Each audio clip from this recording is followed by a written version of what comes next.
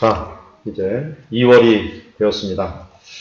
여러분, 2월 달력 한 장을 뜯으셨습니까?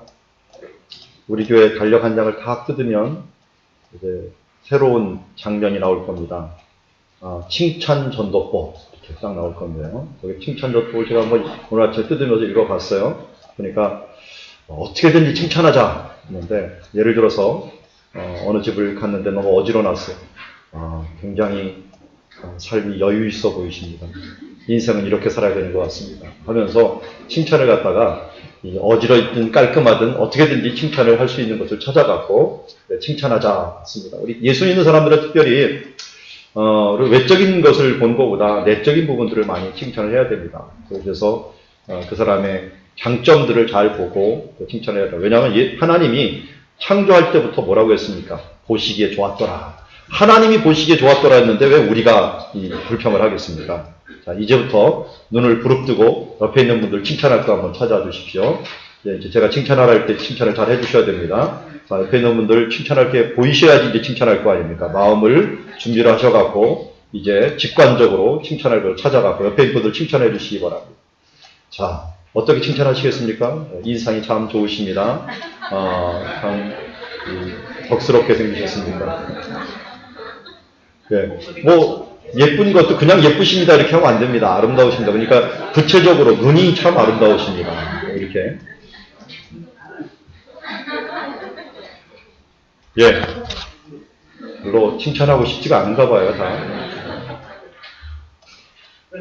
칭찬을 자꾸만 해주셔야 돼요. 그래야지 나도 긍정적인 시각이 되고, 또 칭찬하면 뭐도 춤을 춘다고요?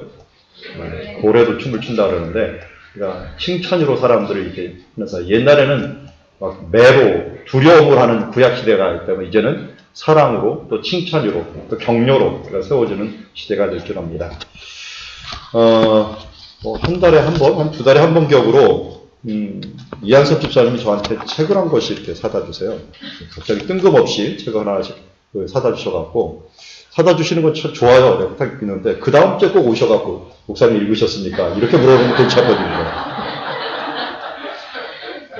요번에 1월에 들어갖고 정신이 없는데 이걸 하나 사다 주셔갖고, 그 다음 주에 물어보는 거예요. 목사님 책 읽으셨는데 어떠세요? 라고 물어보는데, 저를 갖다가 테스트 하는 것 같기도 하고, 그리고 할 수 없이 제가 도서관에 가서 이걸 읽어왔어요. 이거 보고.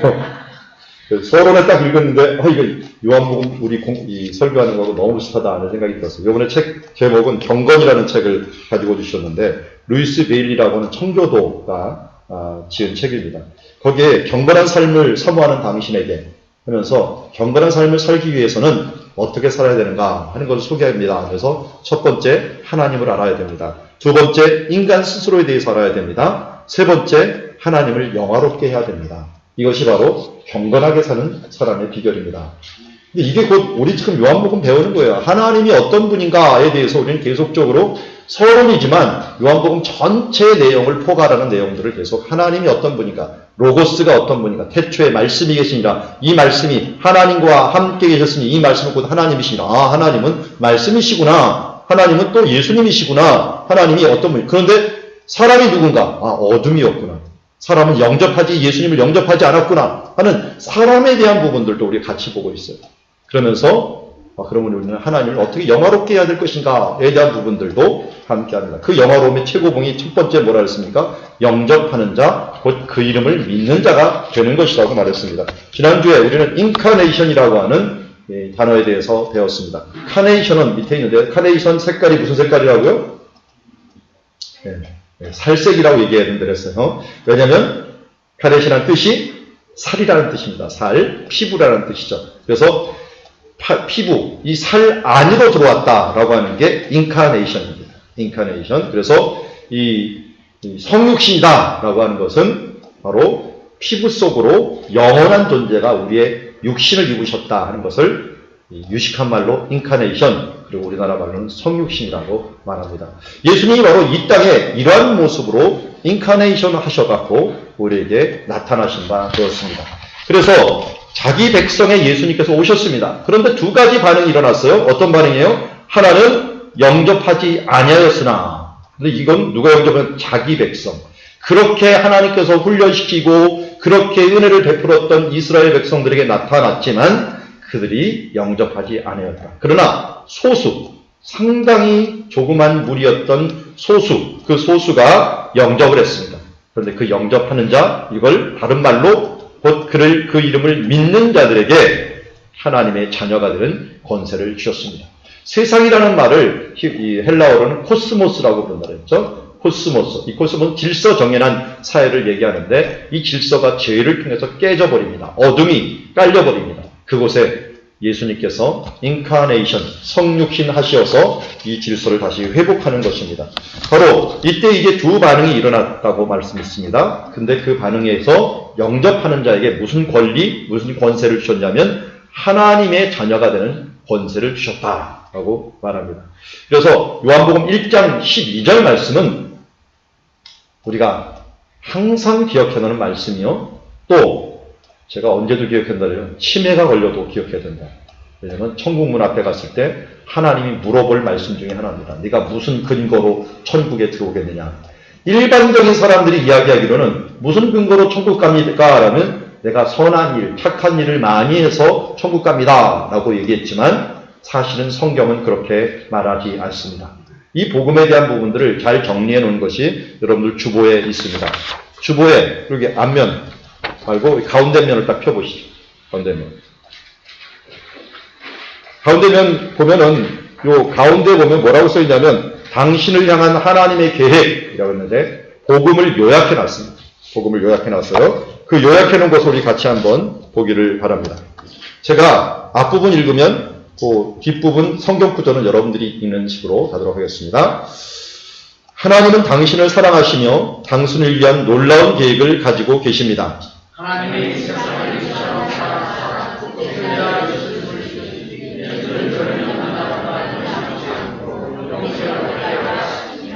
사람은 죄에 빠져 하나님으로부터 떠나 있습니다. 그러므로 하나님의 사랑과 계획을 알 수 없고 또 그것을 체험할 수도 없습니다. 사람은 죄에 빠져 있습니다. 모든 사람이 죄를 범했을 때 하나님의 영광에 이르지 못하니 예수 그리스도만이 사람의 죄를 해결할 수 있는 하나님의 유일한 길입니다. 당신은 그를 통하여 하나님에 대한 하나님의 사랑과 계획을 알게 되며 또 그것을 체험하게 됩니다. 우리가 아직 죄에 이르렀을 때 그리스도께서 우리를 위하여 죽으시고 하나님께서 우리를 위하여 자기의 사랑을 확증하십니다. 우리 각 사람은 예수 그리스도를 나의 구주, 나의 하나님으로 영접해야 합니다. 그러면 우리는 우리 각 사람에 대한 하나님의 사랑과 계획을 알게 되며 또 그것을 체험하게 됩니다.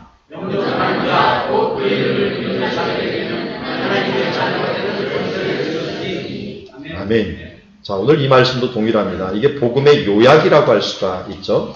우리가 복음 하는데 복음이 대체 뭐냐라고 얘기할 때 바로 이것을 이야기합니다. 하나님이 세상을 이처럼 사랑하사 독생자를 주셨으니 이는 저를 믿는 자마다 멸망치 않고 영생을 얻는다는 것입니다. 왜 이 영생이 예수님을 통하여만 일어나게 됩니까? 그것은 인간이 죄가 있기 때문입니다. 여기서 로마서 3장 23절의 말씀처럼 모든 사람이 죄를 범하였기 때문에 하나님의 영광에 이를 사람이 누구도 없다는 거예요. 어떤 누구도 선한 행위로는 하나님을 영광스럽게 할 수 없습니다. 그런데 예수님이 오셨습니다. 그래서 우리가 아직 죄인 되었을 때 우리를 위하여 예수님께서 죽으심으로 말미암아 바로 하나님의 사랑을 확증해 주셨습니다. 우리는 지금 뭘 하면 됩니까? 그 사랑, 확증한 그 사랑을 영접하면 됩니다. 그것을 받아들이면 됩니다. 그것을 믿으면 됩니다. 그러면 어떻게 됩니까? 하나님의 자녀가 되는 권세가 주셨으며 그것을 통해서 하나님의 자녀로서 우리가 권리를 얻게 되는 그 진리가 그게 바로 복음이며 우리에게 주신 말씀인 줄 믿습니다. 여러분 이 말씀을 믿습니까? 이 말씀을 받아들이십니까? 그러면 여러분 가운데 영생이 있는 줄 믿습니다. 이것은 오늘 말씀처럼 우리의 혈통으로 되는 것도 아니고요.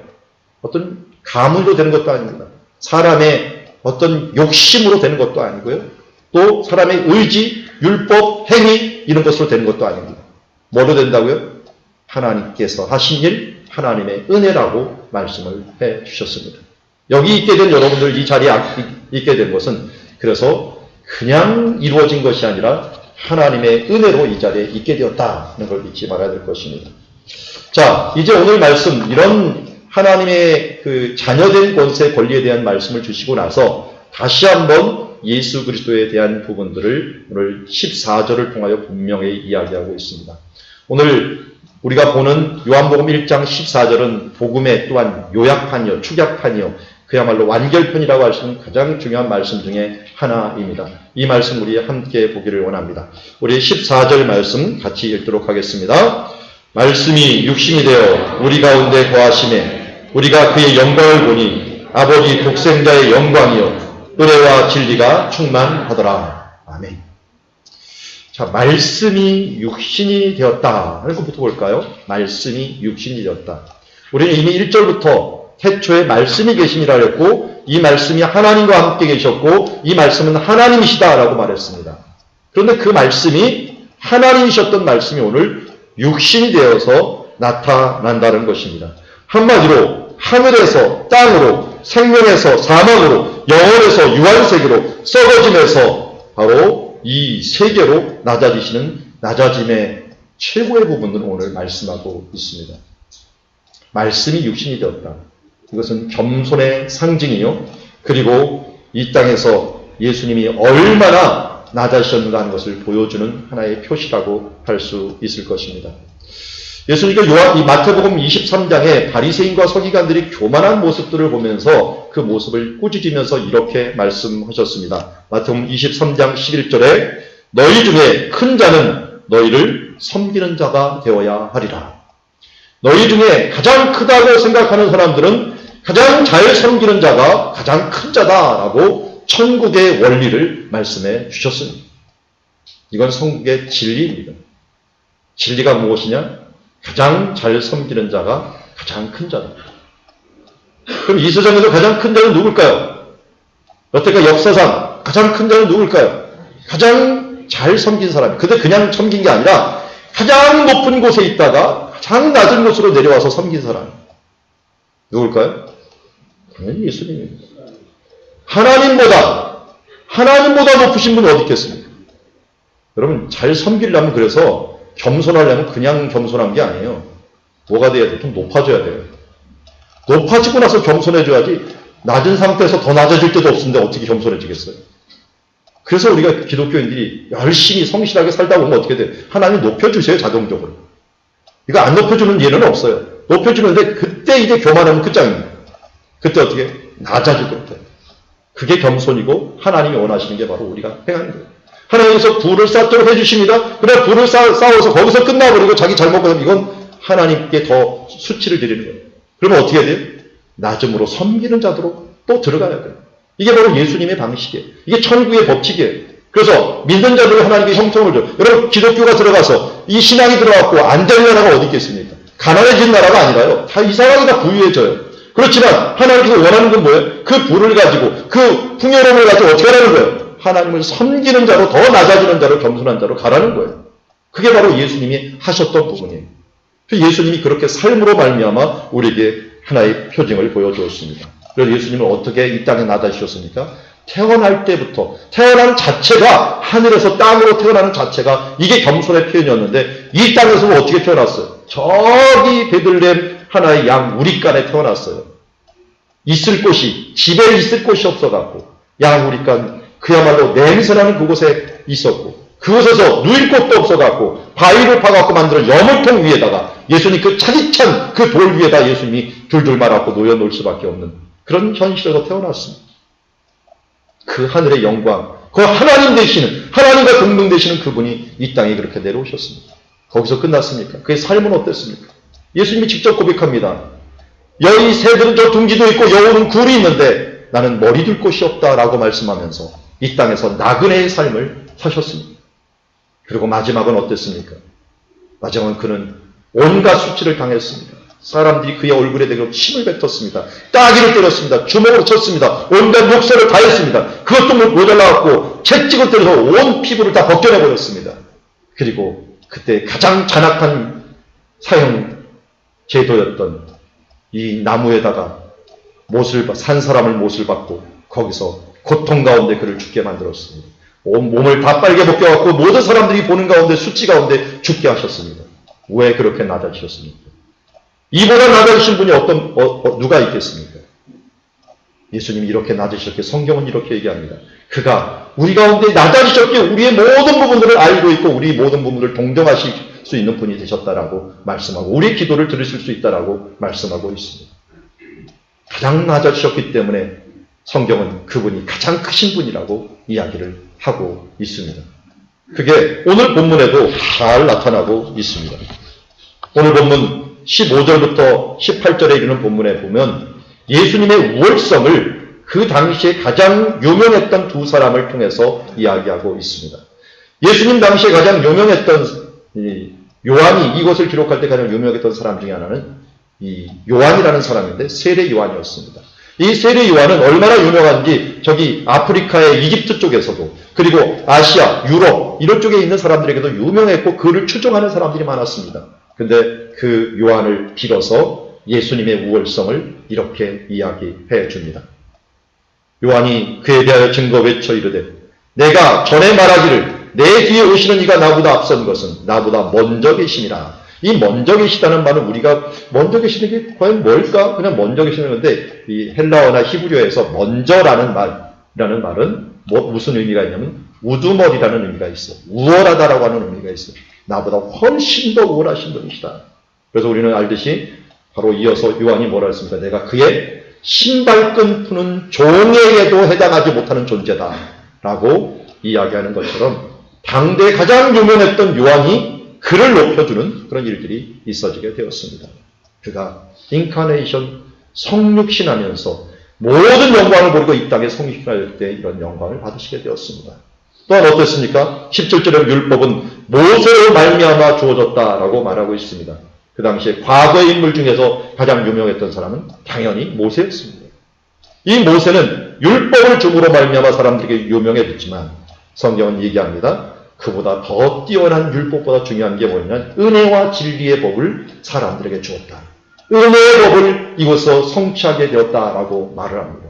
여러분 구약은 어떻게 보면 그림자요, 신약은 성취, 실체라고 이야기할 수가 있습니다. 구약의 율법은 어떤 면에서 진통제와 같습니다. 사람들이 죄를 져갖고 죽을 수밖에 없으니까 율법이라는 것을 정해갖고 어떻게든지 그들을 살려보려고 했습니다. 생명을 유지하게 만들었습니다. 그러나 진정한 완성은 진통제로서 치료가 되는 게 아니에요. 예수님은 이 땅에 오서 은혜와 진리로서 사람들을 완전히 치료하고 구원의 길을 온전히 완성하시는 분이 되셨다는 것입니다. 그런 면에서 그림자가 온전한 실체가 되었고 이제 진통제 치료자가 되었고 응급조치로 율법을 줬던 모세보다도 완전한 치료자로 이 땅에 오신 완치하시고 우리를 모두 수술하여서 온전케 하신 예수님이 훨씬 더 우월하신 분이다라고 말씀하고 있습니다. 왜냐하면 그는 아버지 품속에 있었던 독생하신 하나님이셨는데 그분이 이 땅에 내려오셔서 겸손하게 내려오셔서 섬김으로 말미암아 하나님께서 이 모세보다 그 당대 유명했던 요한보다도 우월한 자였다라고 성경은 말씀하고 있습니다. 이 정도로는 표현이 모자라서 사도 바울은 이것을 묵상하고 더 많은 부분들을 아주 구체적으로 예수님의 우월성을 이렇게 이야기하고 있습니다. 너희 안에 이 마음을 품으라. 곧 그리스도 예수의 마음이니 그는 근본 하나님의 본체시나 하나님과 동등됨을 취할 것으로 여기지 아니하시고 하나님의 근본 하나님이라고 분명히 얘기하고 있고 하나님과 동등됨을 취하지 아니하실 것으로 여기지 아니하시고 어떻게 했어요? 7절부터는 같이 읽어볼까요? 시작. 오히려 자기를 비어 종의 형체를 가지사 사람들과 같이 되셨고 사람의 모양으로 나타나사 자기를 낮추시고 죽기까지 복종하셨으니 곧 십자가에 죽으심이라. 이러므로 하나님이 그를 지극히 높여 모든 이름 위에 뛰어난 이름을 주사 하늘에 있는 자들과 땅에 있는 자들과 땅에 있는 자들로 모든 무릎을 예수의 이름에 꿇게 하시고 모든 입으로 예수 그리스도를 주라 시인하며 하나님 아버지께 영광을 돌리게 하셨느니라. 아멘. 너무나도 간결하고 참 잘 표현된 말씀이라고 할 수 있습니다. 사도 바울이 빌립보서 2장에서 바로 예수님이 어떤 분이셨는가? 그분은 하나님과 동일한 분이셨고 동등됨을 취할 분이셨지만 그렇게 여기지 않고 자기를 비워 종의 형체, 즉 사람들과 같이 되었고 사람의 모양으로 자기를 낮추셨다는 말입니다. 근데 여기까지만 끝나는 게 아니라 어디까지 갔어요? 죽기까지 복종하셔서 십자가에 죽으심으로 더 낮아지셨다라고 말합니다. 이러므로 그 결과로 천국의 원리대로 하면 어떻게 합니까? 가장 많이 섬기는 자가 가장 큰 자이기 때문에 어떻게 했어요?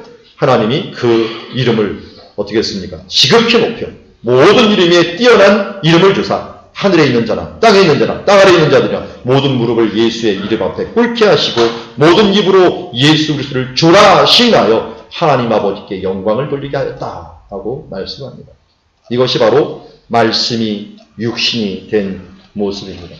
여러분, 예수님께서 이렇게 영화로운 모습으로 말씀이 육신이 되었기 때문에 우리가 그를 찬양하고 이 사랑과 그 은혜에 우리가 감사하는 것 아니겠습니까?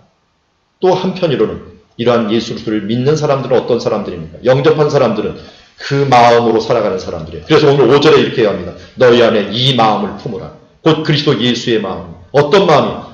낮아지고 섬기고 겸손한 마음으로 사람들을 섬겨나가는 사람. 이 사람이 바로 예수 그리스도의 마음을 품은 사람입니다.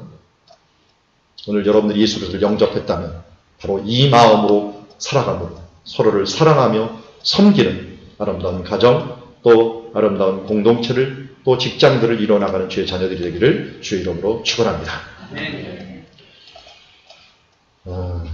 이런 의미에서 우리 찬양 한번 불러볼까요?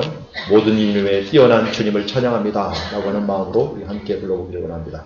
모든 이름 위에 뛰어난 이름 예수는 주, 예수는 주.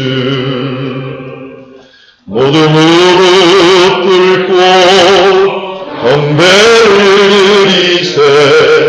예수는 만유의 주님.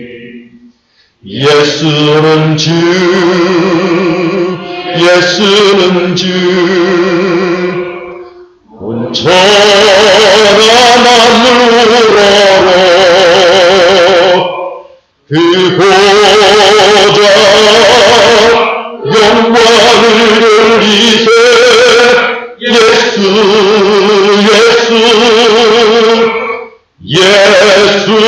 예수는 주. 아멘. 우리 예수님을 품은 자답게 주님을 높이고 또 주님과 동행하는 삶 살아가길 원합니다. 두 번째, 말씀이 육신이 되어 우리 가운데 거하셨다라고 합니다. 우리 가운데 거하셨다. 우리 가운데 거하셨다라는 말을 히브리 말로 말하면 임마누엘이다라고 얘기할 수가 있어요. 그래서 예수님이 오실 때 천사가 예수님의 이름을 이렇게 지어라 라고 하면서 마태복음 1장 23절에 말씀합니다. 보라, 처녀가 잉태하여 아들을 낳을 것이요 그 이름을 임마누엘이라 하리라 하셨으니 이를 번역하면 뭐라고요? 하나님이 우리와 함께 계시다 합니다. 그렇습니다. 예수님이 말씀이 육신이 되어 이 땅에 오신 것은 다른 말로 임마누엘 하셨다라는 거예요. 근데 여기에 우리 가운데 거하셨다, 계시다라는 말이 스케나토라고 하는 헬라어를 쓰는데요. 이 말은 뭐를 쓰냐면 천막을 치다, 천막 안에 거하다라는 뜻을 가져요. 이게 뭘 연상하게 하냐면 성막을 연상하게 해요. 성막 위에 하나님의 영광에 막 임해 있는 이 모습 있죠. 이게 바로 스케나토, 하나님이 우리 가운데 거하시다라는 거예요. 그래서 광야 시대 때나 성전 시대 때는 성전을 세워놓고 이 성막을 세워놓고 하나님이 거하시기 때문에 어떻게 해요? 그곳에 와서 함께 예배를 드립니다. 1년에 3번씩 와서 예배를 드리기도 하고 또 수시로 와서 하나님 앞에 예배 드리는 그 예배 공동체가 하나님이 거기에 거하시기 때문에 함께 와서 예배를 드립니다. 그런데 신약, 예수님이 오시면서 이 방식이 좀 틀려졌어요. 예전엔 고정되어 있는 곳을 사람들이 찾아왔는데 이제는 어떻게 된 거예요? 예수님이 이 땅에 오셔서 움직이십니다. 움직여서 어떻게 해요? 사람들을 찾아갑니다. 찾아가요. 직접 사람들을 찾아와갖고 그들에게 마음의 문을 두드립니다. 그래서 요한계시록 3장 20절에는 뭐라고 말씀합니까? 볼지어다 내가 어떻게 한다고? 문 밖에서 두드리노니 누구든지 내 음성을 듣고 그 문을 열면 내가 그에게로 들어가 그로 더불어 먹고 그와 더불어 함께 우리가 살 것이라고 얘기하고 있습니다. 이게 바로 예수님이 찾아오셨다는 거예요. 하나님이 그동안은 그냥 있으면서 와서 좀 예배하라고 했는데 안 와요. 그러니까 하나님은 어떻게 돼요? 그것도 모자라고 은혜를 더 베푸셔갖고 찾아오신 거예요. 찾아오셔갖고 우리 이스라엘 사람들이 찾아왔는데, 자기 백성이 찾아왔는데 이걸로 끝나면은 거기만 한정이 될 거 아니에요. 예수님이 승천하셔서 누구를 보내주셨어요? 성령님을 보내주셨어요. 성령을 보내주셨고 이 성령은 또한 예수의 영이라고도 말합니다. 이 예수의 영이 사람들의 마음에 문을 두드리게 있어요. 그냥 두드리는 게 아니라 이 세상은 누구를 통해서 일하시도록 만들어 놓은 체계입니까? 사람을 통해서 일하도록 하나님께 만들어 놨어요. 우리에게 먼저 찾아오셔갖고 사도들을 통해서 찾아오셔서 그 사도들이 다른 사람들에게 찾아갑니다. 왜? 자기에게 찾아오신 예수님을 영접하니까 자기도 예수님처럼 살아야 될 거 아니에요. 그래서 예수님이 사명을 줍니다. 너희도 찾아가라. 증인이 되라. 또 다른 사람 문을 두드립니다. 그 사람도 그 말을 듣고 또 영접합니다. 또 다른 사람이 가서 전합니다. 그래서 우리에게까지 온 것입니다. 우리도 동일하게 마찬가지입니다. 우리 여기 온 모든 사람들 누구도 혼자서 예수님을 믿어야지 아무 소리도 듣지 않고 여기 온 사람은 아마 없을 것입니다. 누군가에게 두드리는 와갖고 복음의 문을 두드렸던 사람들이 있었을 것입니다. 그 사람들로 인해 우리가 왔다면 우리도 예수 그리스도를 영접한 사람들로 우리의 사명은 무엇입니까? 또 다른 사람에 가서 이 말씀으로 그 마음을 두드려줘야 됩니다.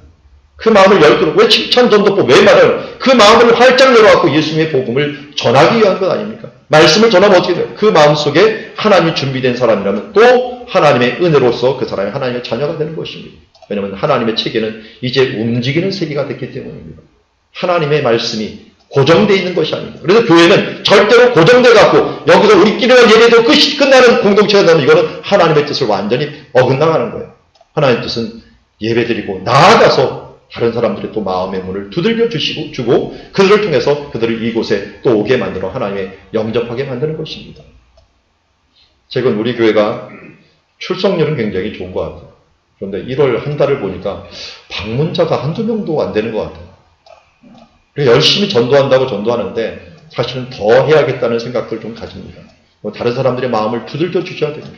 그러다 보면 어떻게 고구마가 다 익으면은 찔러보다 보면 쑥 들어가는 것처럼 어느 순간에 들어갈 때가 있어요. 안 익으면 어떻게 안 들어가죠? 그럴 때는 억지로라도 좀 찍어놔야 돼요. 왜? 수증기가 쑥 들어가고 조금 더 익을 수 있도록. 그러면 어느 순간에 익게 됩니다. 그래서 우리가 전도하는 일들 그냥 모르는 사람 대상으로 중요하지만 또 아는 분들, 그런 분들을 꾸준하게 여러분들이 전도하고 또 문을 두들겨줘요. 그래서 그 사람들이 거절하는 두려움을 가질 필요는 없어요. 그냥 우리는 두들겨보는 거예요. 두들겨보고 찔러보는 겁니다. 그러면 어떻게 돼요? 하나님께서 예비한 사람들이 준비해요. 이건 혈통으로 되는 것도 아니고 사람의 의지로 되는 것도 아니고 노력으로 되는 것도 아니에요. 그래도 우리는 뭐만 하면 하나님의 사명대로 가서 두들겨보는 것입니다. 왜냐하면 하나님께서, 예수님께서 우리에게 그렇게 하셨기 때문에 우리도 그래서 그렇게 살라고 말씀하고 있는 것입니다. 그래서 우리 가운데 거하시면서 움직이는 공동체로 이루어서 오세요. 그러고 보니까 어떻게 돼요? 그렇게 하나님이 거하시니까 그 우리 가운데 그의 영광을 볼 수가 있습니다. 우리가 그의 영광을 본다. 하나님의 영광을 본다는 말, 그건 조금 이따 얘기하고요. 누가 본다고 얘기합니까, 여기서? 누가 본다고요? 우리가 본다 그랬어, 우리가. 우리가는 누굴까요, 여기서? 우리가는 요한복음 1장 12절에 말하는 말씀하고 똑같은 거예요. 영접하는 자예요. 그 이름을 믿는 자들이에요. 하나님의 자녀가 된 사람들이에요. 이런 사람들은 하나님의 영광을 본다라고 합니다. 이게 바로 구약과 신약과의 차이입니다. 구약에는 하나님의 구름기둥과 불기둥 하나님이 임하시는 걸 눈으로 봤어요. 그런데 신약에는 안 보여요. 우리 교회 구름기둥이 없잖아요. 불기둥도 없어요. 그런데 누가 보냐면 믿는 사람들이 봐요. 믿는 사람들이 하나님이 함께 계시는구나. 하나님께서 우리 가운데 영광 가운데 함께 하시는가 하는 부분들을 믿음을 가진 자들이 대부분 봐요. 하나님의 말씀, 하나님의 사랑, 예수 그리스도의 그 은혜를 언제 감격합니까? 우리가 믿는 사람들이 감격하는 거지. 아무리 해봤자 이 성경 말씀 사람들한테 들여놓고 교육을 시켜보십시오. 이걸 지식으로 해갖고 알아봤자 하나님의 은혜와 하나님의 사랑과 이 하나님의 이 감격적인 것들을 내 마음속에 받아들일 수가 없어요. 그것은 믿는 자들에게만 가능한 거예요. 하나님의 영광은 신약시대 때는 이제는 보이는 것으로 나타나는 게 아니라 보이지 않는 사람들의 마음속에서 나타나기 때문에 하나님의 영광은 누구에게만? 믿는 자들에게만 나타나게 되는 것입니다. 그러면 하나님의 영광은 대체 뭐냐? 하나님의 영광은 뭐냐? 하나님의 영광. 이거 너무 어렵게 생각하지 말라 그랬죠? 사람들 한번 보십시오. 자녀들하고 부모들 관계들. 저희 아버님이 계시고 저희 어머님이 계시는데 아버지, 어머니가 가장 뿌듯할 때가 뭘까요? 저도 아버님이 제일 뿌듯할 때 한번 봤어요. 언제나 했더니 제가 유학을 가갖고 유학을 하면서 이제 외국인 운전사하고 이런저런 얘기하고 이렇게 되니까 제 아버님이 뒤에 앉아 있다가 이제 이 리더로 오셨는데 뒤에 앉아 있다가 뿌듯한 눈으로 쳐다보시더라고요. 왜 쳐다봤겠어요? 당신은 외국어 한마디를 못해가고 외국에 잘 나가기 힘드는데 제 아들이 막 자유롭게 얘기를 하고 있으니까 그걸 보면서 그냥 뿌듯했던 것 같아요. 그 자체가 보기 좋았던 것 같아요. 당신이 이루지 못했던 걸 다음 세대에서 이루는 걸 좋아했어요. 그래서 저희 아버님이 뭐 이렇게 공부하는 걸 좋아하셨는지 자식들을 그래서 내가 못했던 한은 너희들은 공부해야 된다. 그래갖고 모든 자식들 앞에 이 돌림자를, 원래 돌림자가 있는데 원자 돌림자인데 우리 다 문자 돌림으로 바꿔요. 글얼문. 그래서 글의 수금, 문금, 글의 남자, 문남. 제가 원래 글의 동산이었어요. 문원이었는데 갑자기 문범으로 좀 바뀌었는데요. 하여튼 글과 관계된 걸 했어요. 근데 아버님이 글 봤는데 이 자녀들 그러니까 어떻게든지 공부를 시켜갖고 더 좋은 곳으로 해갖고 제가 이 공부한다면 얼마든지 밀어주고 자식들이 얼마 하면 밀어주는 그런 일들을 보면서 그게 되는 모습을 보면 뿌듯해 하시는 모습을 봅니다. 그게 뭐예요? 부모의 영광이에요. 부모의 영광. 여러분도 마찬가지죠. 지금 자녀들에게 바라는 게 이 자녀들 잘 순종해갖고 이루어오면 그게 부모의 영광이고 또 그것 때문에 부모들이 기뻐하는 거예요. 하나님과의 관계는 동일해. 하나님 아버지 우리 자녀들과의 관계는 뭐예요? 하나님이 원하는 것들을 이루어가는 거예요. 하나님이 원하는 게 뭡니까? 오늘 그리스도의 마음을 품고 살아가는 거예요. 그 마음 품고 무슨 열매를 거두는 건데 무슨 열매예요? 성령의 열매를 거둬나가는 거예요. 사랑과 희락과 자비와 화평과 오며 절제 이런 인격들을 우리가 하나 두 개 이뤄가는 그 삶들을 살아나갈 때 어떻게 주님께서 뿌듯해 하십니다. 그래서 예수님께서 기도할 때 그렇게 기도하라고 했습니다. 하늘의 뜻이 이룬 것 같이 땅에도 이루어 주시옵소서. 하나님 나라가 이 땅에 임하게 하옵소서 하면서 기도하라고 얘기했습니다. 우리들이 살아가야 될 것, 우리가 하나님의 영광을 돌리는 건 뭡니까? 오늘 하나님 앞에 예배하라고 하는 자들이 이곳에 모여가고 예배하는 것들, 이게 하나님께 영광입니다. 성도들이 교제가 있어야 된다면 서로 아름답게 교제하고 칭찬하며 진정 기쁜 마음으로 서로와 하나 되어 있는 자녀들이 예수 그리스도 안에서 하나님의 자녀들이 화목하게 지내는 것, 이게 바로 하나님의 영광입니다. 점심때도 주신 음식 아주 맛있게 먹고 감사하며 먹는 것, 이게 부모님들 볼 때 참 뿌듯함입니다. 제 아내는 이 자녀들에게 바라는 것들 중에 하나가 먹는 것에 대한 소원이 많더라고요. 그래서 애들이 잘 먹으면 굉장히 뿌듯합니다. 저희 어머님도 어제 저희 집에 방문했는데 오늘 아침에 들어갔다. 아버님이 너무 잘 드시니까 굉장히 좋았다. 사람마다 이게 이 기쁨의 종류들이 틀린 것 같아요.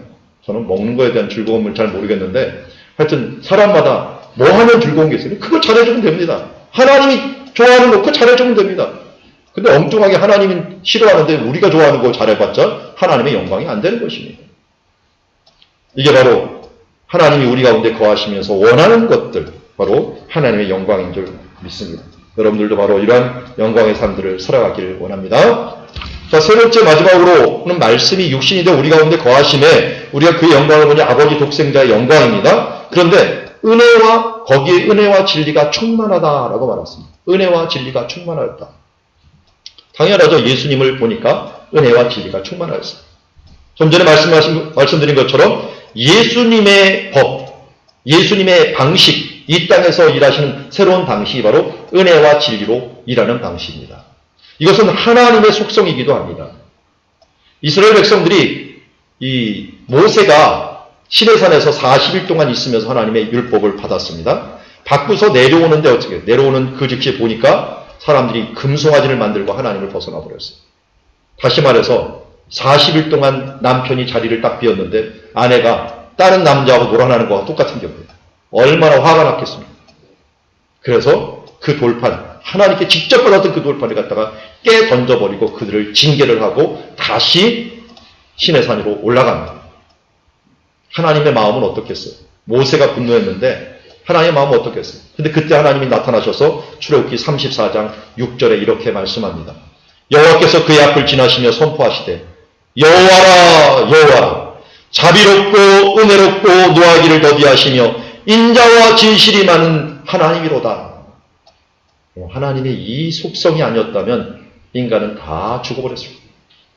그렇게 40일도 못 참는 이스라엘 백성, 그동안 10가지 재앙을 통해서 애굽에서 구원하고 그들이 필요할 때마다 물을 주시고 또 만나를 내리시고 하면서 적군을 이기게 하면서 그 모든 이적들을 보이셨던 그 주님 앞에 40일도 못 참아갖고 바로 다른 길로 가는 이 사람들을 하나님은 참으실 수 있었던 것은 그분의 그 원래적인 속성이 바로 자비롭고 은혜롭고 노하기를 더디하시고 인자와 진실이 많은 하나님이시기 때문입니다. 지금도 세상을 향하여 진노하시지 아니하시고 참으시는 이유 중에 하나는 바로 하나님의 이러한 성품이 그 가운데 있기 때문입니다.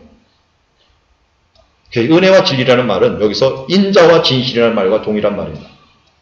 하나님께서 은혜, 자비가 있고 또 인자하시고 또 진리, 진실하시고 성실하신 하나님이시기 때문에 우리를 참아주시고 또 인내해주시고 어떻게든지 그 은혜를 베푸셔갖고 좋은 길로 가시려고 지금 노력하시는 부분이라 할 수 있습니다.